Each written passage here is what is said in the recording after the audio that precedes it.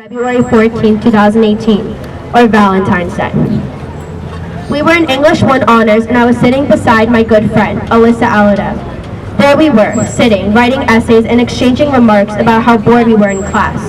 We hear a noise, but I refuse to believe that there was a shooter at my school in Parkland, Florida. With less than a minute to process what is going on, some run to the wall and I decide to run under the table next to my teacher's desk, where Alyssa Aladev and Elena Petty were peering out.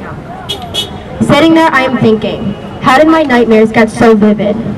As Alyssa sits there while looking at her, I am thinking this is a drill. We'll be back to normal soon. But that is not what happened. Our door was shot through.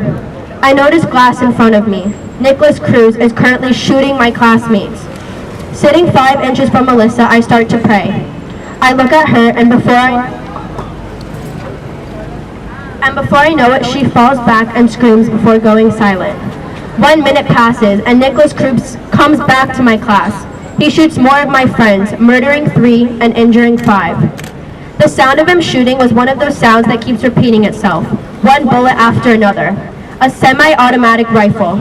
I keep hearing more shots. I question if it will ever stop. There we are, the kids in Ms. Haas's class still alive, looking at the bodies on the floor and in the desk. Then SWAT comes in and says, if you are able to, get up and run. We run.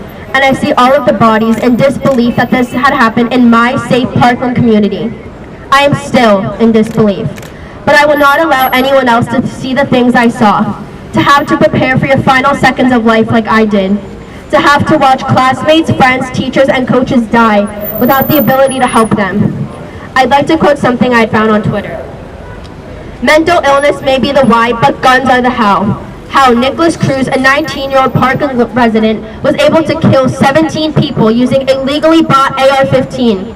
School safety is great, mental health is important, but none of that will succeed in stopping school shootings if we refuse to eliminate the weapons of war.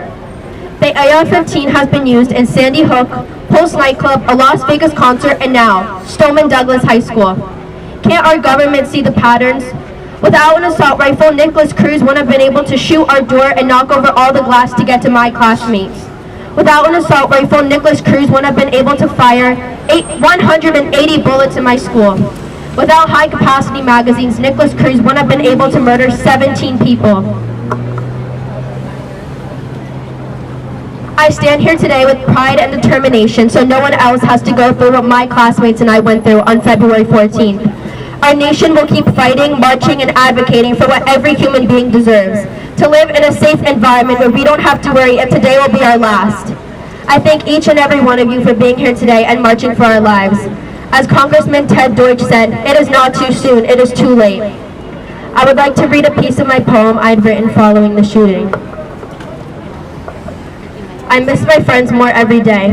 I wish I could share with them what I want to say.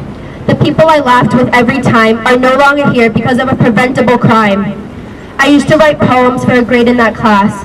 Now I am writing to try and explain the past. How we were writing an essay simply in our chairs, then realized we are now living our worst nightmare. Thank you.